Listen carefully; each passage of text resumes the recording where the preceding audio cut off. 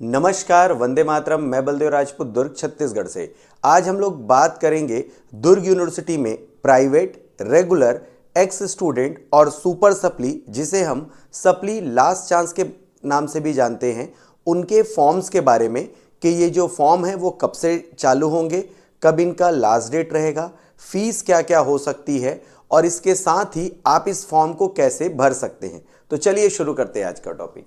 देखेंगे दुर्ग यूनिवर्सिटी, या इसे हम हेमचंद यादव विश्वविद्यालय के नाम से जानते हैं, जो कि दुर्ग छत्तीसगढ़ में स्थित है।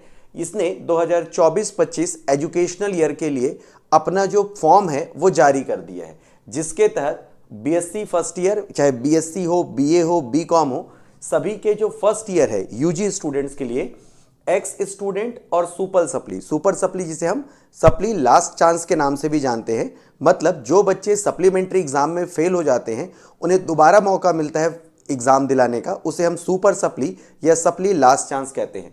तो जो बच्चे फर्स्ट ईयर में 2023-24 में, मतलब 23-24 में फर्स्ट ईयर फेल थे, चाहे वो बीए के हों, बीएससी के हों, बीकॉम के हों, वो as a ex regular student form भर सकते हैं।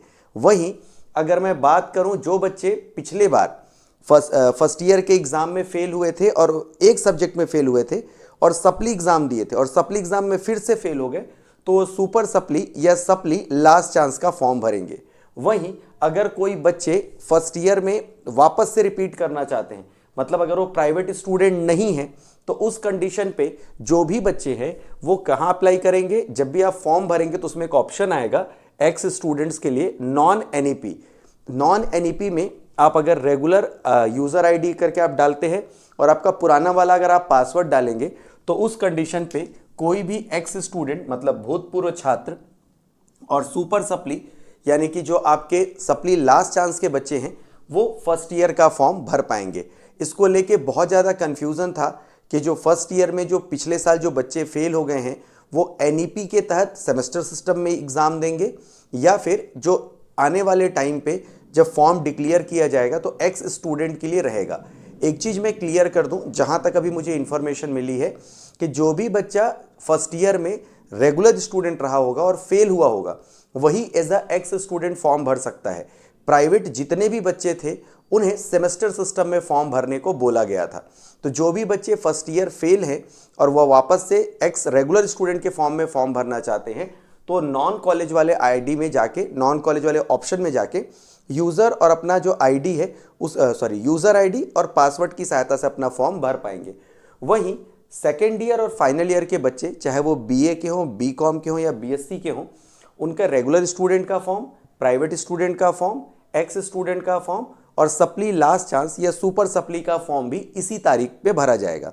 वहीं अगर मैं पोस्ट ग्रेजुएशन की बात करूं तो एमए मतलब मास्टर ऑफ आर्ट्स, एमकॉम मतलब master of commerce, MSc maths मतलब मास्टर ऑफ साइंस मैथ्स में बस होता है, इनके प्राइवेट स्टूडेंट्स के भी फॉर्म जो हैं वो डिक्लेयर कर दिए गए हैं।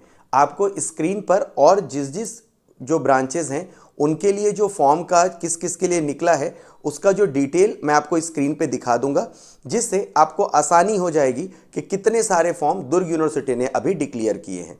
अब आते हैं हम ऑनलाइन फॉर्म के लिए। ऑनलाइन फॉर्म जिस वेबसाइट पे भरा जाएगा वो है www.durguniversity.ac.in।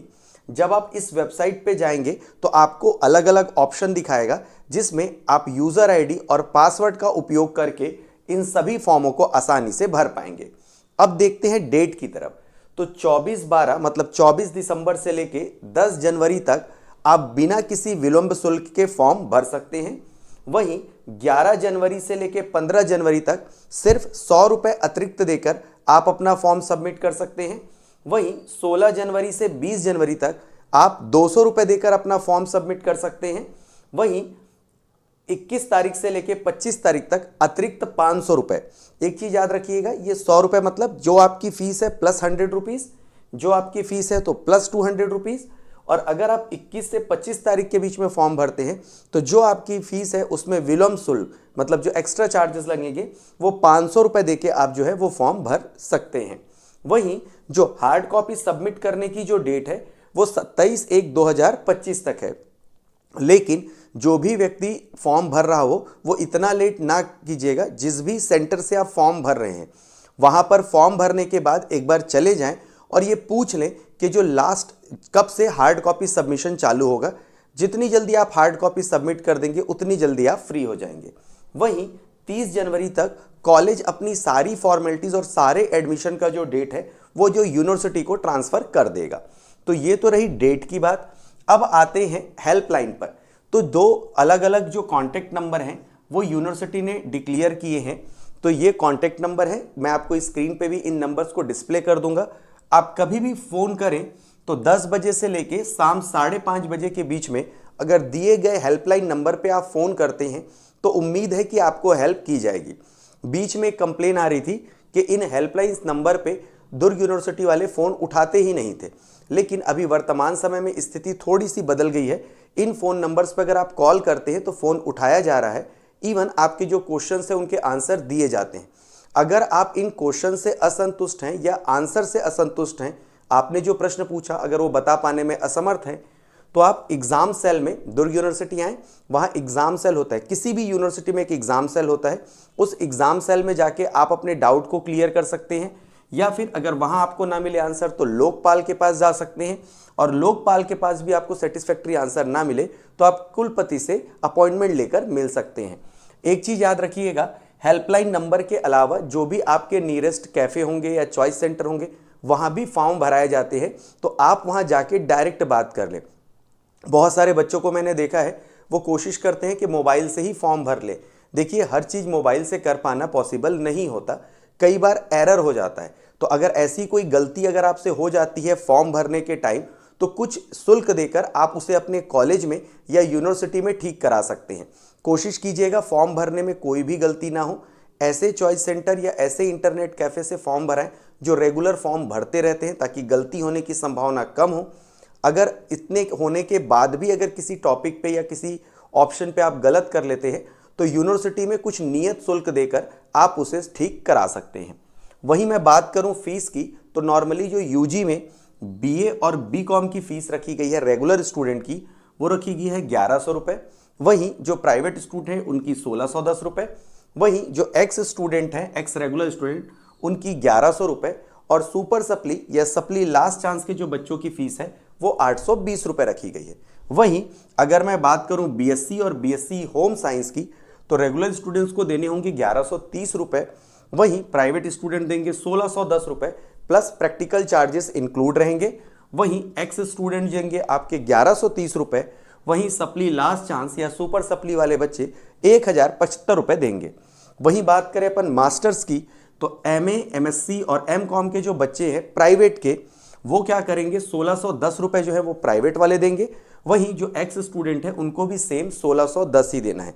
मैं आपको स्क्रीन पे सारा जो फीस का डिटेल है वो दे देता हूं, ताकि जब आप फॉर्म भरें तो आपको कोई भी दिक्कत ना आए। जब इन फीस के अलावा जब आप हार्ड कॉपी को सबमिट करने जाते हैं तो कुछ एक्स्ट्रा पैसा लेके जाएं। फॉर एग्जांपल 500 1000 रुपये एक्स्ट्रा लेके जाएं, क्योंकि कई बार क्या होता है कि 100 रुपये, 200 रुपये, 120 रुपये अलग अलग जो चार्जेस हैं वो आपको लगते हैं।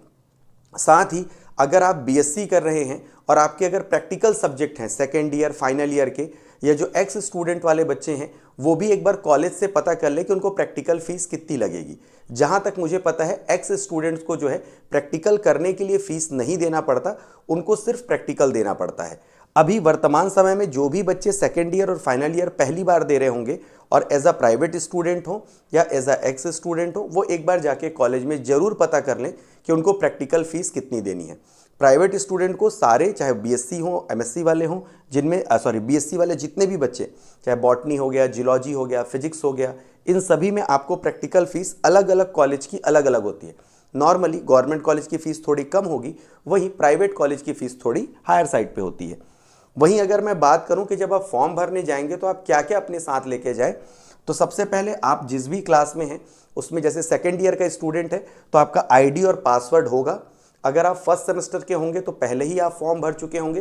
तो जो एक्स स्टूडेंट हैं, जो सेकेंड ईयर और फाइनल ईयर में हैं, या जो लोग अभी वर्तमान समय में एमएससी, एमए, एमकॉम कर रहे हैं, तो उनको आईडी और पासवर्ड अपना पता होना चाहिए।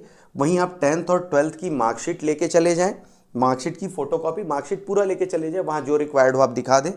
लास्ट ईयर का मार्कशीट का मतलब होता है, अगर आप सेकेंड ईयर में हैं तो फर्स्ट ईयर की मार्कशीट, और अगर आप फाइनल ईयर में हैं तो फर्स्ट ईयर सेकेंड ईयर की भी मार्कशीट आपके पास होनी चाहिए, ताकि जो भी पर्टिकुलर्स उसमें भरने के लिए बोला जाए वो आप आसानी से भर पाएँ। ABC ID होना कंपलसरी है। आप एक वेरीफाइड मोबाइल नंबर रखें, एक ही मोबाइल नंबर रखें, बार बार चेंज ना करें। बहुत सारे बच्चों को मैंने देखा है बार बार नंबर चेंज करते रहते हैं। बार बार नंबर चेंज करने से आपको बहुत ज़्यादा प्रॉब्लम होगी। कोशिश ये करें कि जिससे आपका आधार लिंक है उसी मोबाइल नंबर को हमेशा यूज़ करें। साथ ही एक वैलिड ईमेल ID होना चाहिए आपके पास। फोटो और सिग्नेचर मतलब एक ब्लैंक पेज पे आप अच्छे से सिग्नेचर कर लीजिए। साथ ही एक अच्छा फोटो खिंचाइए। अच्छा फोटो का मतलब होता है कोई आप अगल बगल एंगल से ना खिंचाएं, स्ट्रेट फोटो खिंचाएं और एक आइडियल पासपोर्ट साइज आप फोटो खिंचाएं। वहीं साथ ही आपका आधार कार्ड भी आपके साथ होना चाहिए। तो ये बेसिक फॉर्मेलिटीज़ हैं जिसे अगर आप लेके जाते हैं तो आपके फॉर्म एक बार में भरा जाएंगे। साथ ही जब आप हार्ड कॉपी की जमा करने जाएं तो जो भी आपने फॉर्म भरने के टाइम पे जितने भी चीज़ों का यूज़ किया है, सेम उन्हीं चीज़ों की जो फोटो कॉपी है वो आपको हार्ड कॉपी के साथ, और सामने जो है आपने जो फॉर्म भरा हुआ है वो फॉर्म की कॉपी और जो पेमेंट की रिसिप्ट है वो भी आपको जमा करनी होती है।